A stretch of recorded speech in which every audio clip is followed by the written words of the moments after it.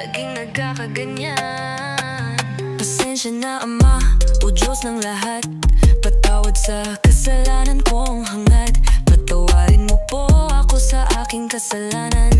Hindi ko na alam kung saan totoong nagdaramdam. Nakaupo sa ilalim ng puno, nagtataka, nag-iisip sa mga plano nyo na kay tagal kong hinihintay.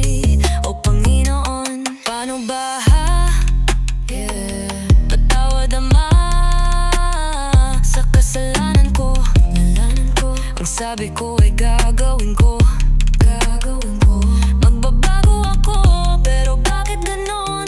Kasi hanggang ngayon ganon pa rin ako. Ganon pa rin ako, ganon pa rin ako, ganon pa rin ako, ganon pa rin ako,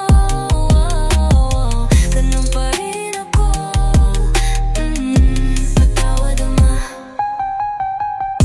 Kamusta ka na? Yan ang sabi mo sa'kin. Nung ako'y walang-wala, nang ako'y nalulumbay, hawak mo aking kamay, kasama kang lumalakbay. Na lumalakbay. Nga pala aking Ama, talagang limot ko na magbasa ng Biblia. Sana meron pa sa puso ko't wala ng iba. Hahanapin ka, hahanapin ka,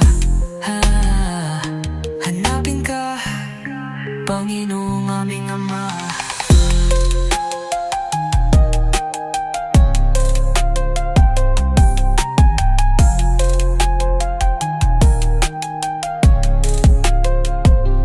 Paano ba? Patawad Ama sa kasalanan ko. Ang sabi ko ay